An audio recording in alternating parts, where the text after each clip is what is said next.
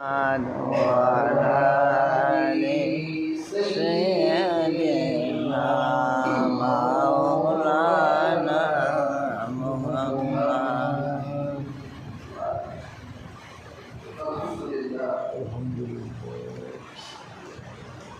শুকর গুজার করছি সে মহান আল্লাহ রব্বুল ইজ্জত ওয়াল জালালের নিকট যে মহান আল্লাহ সুবহানাহু ওয়া তাআলা পবিত্র মুআমিন আপনার এবং আমার প্রতি মেহরবান করেছে ইহসান করেছে সেজন্য আল্লাহ সুবহানাহু ওয়া তাআলা নিকট শুকর গুজার করছি আলহামদুলিল্লাহ। হাজিরিন সূরা আনআম থেকে একটি আয়াত তেলাওয়াত করেছি। আয়াতটিতে আল্লাহ তাবারাক ওয়া তাআলা বলেন, ইয়া আইয়ুহাল্লাযীনা আমানু ওয়া লাম ইয়ালবিসু ঈমানাকুম বিযুলম ফাউলাইকা লাহুমুল আমনু ওয়া হুম মুহতাদুন। হে বিশ্বাসীগণ, যারা ঈমান এনেছো এরপর তাদের ঈমানের সাথে জুলুমকে সংমিশ্রণ ঘটায়নি। ঈমানটা যাদের নিট অ্যান্ড ক্লিন, ঈমানের সাথে জুলুম প্রবেশ করায়নি। আল্লাহ পাক বলেন, তারাই তাদের রবের পক্ষ থেকে নিরাপত্তা পেল এবং হেদায়েত পেয়ে গেল। সুবহানাল্লাহ। তাহলে বোঝা যায় মানুষ ঈমান যেখানে ধারণ করে, কোথায় ধারণ করে? হৃদয়ে। এখানে জুলুম এই ঈমানের সাথে মিশ্রিত করা যাবে না। যারা সংমিশ্রণ ঘটায় না, আল্লাহ পাক বলেছে যে তারা নিরাপত্তাও পেল আর তারা হেদায়েত পেয়ে গেল। এই আয়াতটা যখন নাযিল হলো, সাহাবীরা পেরেশান হয়ে গেছেন,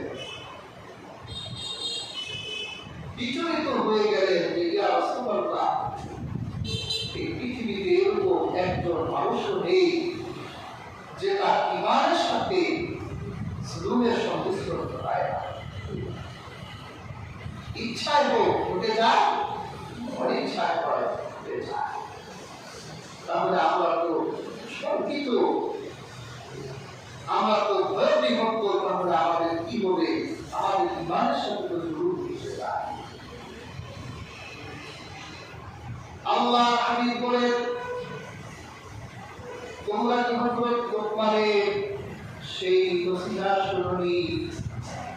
হযরত লোকমান তার ছেলেকে বলেছিলেন, ইয়া বুনাইয়া লা তুশরিক বিল্লাহ ইন্নাশ শিরকা লাযুলমুন আযীম।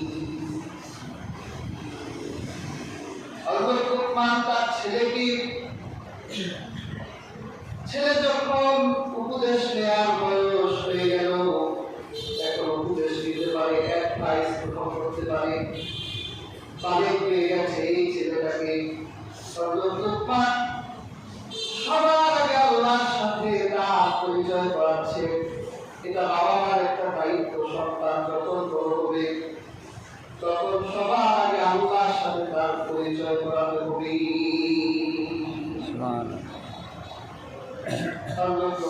পরিচয় করাবেন কি আমার পরিচয় তোমরা আল্লাহর সাথে শরীক করো না, নিশ্চয়ই শরীক সবচেয়ে বড় জুলুম।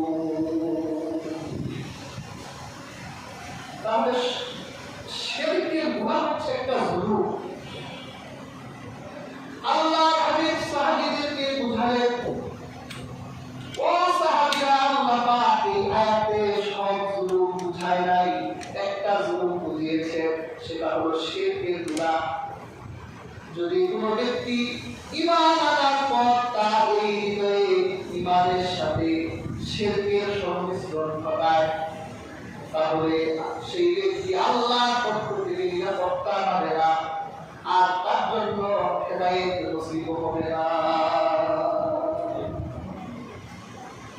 তার মানে হিসাবে আল্লাহর সাথে সুযোগ হয়। 3.5 হাত দেহের এই মানুষ, এই 3.5 হাত দেহের এই মানুষটা তার আল্লাহর সাথে সুযোগ করে। যে ব্যক্তি আল্লাহর সাথে শরীক করে, সে ব্যক্তি আমার আল্লাহর হকের সাথে জুলুম করে। অথচ আল্লাহ পাক এই শিরকের জুলুমকে, এই গুনাহকে আল্লাহ সবচেয়ে বড় পাপ বলেছেন। জুলুমের ভিতরে আল্লাহ পাক এই গুনাহটাকে সবচেয়ে বড় জুলুম বলেছেন। একজন মানুষ যদি 1000 অপরাধী হয়ে মারা যায়, তার নামায় যদি 1000 অপরাধ থাকে, যদি তার 1 যারা পরিমাণ ঈমান থাকে তার কলবের ভিতরে, তাহলে এই ব্যক্তিও আল্লাহর আদালতে 1000 অপরাধ থেকে নিষ্কৃতিতে জান্নাত লাভ করতে পারে।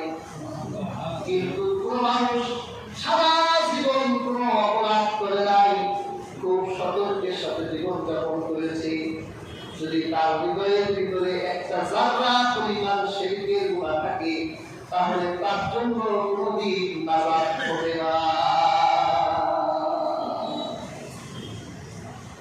তাহলে আজকের আলোচিত আয়াত থেকে বোঝা গেল আল্লাহর সাথে জুলুম করা যাবে না। কি বলা যাবে?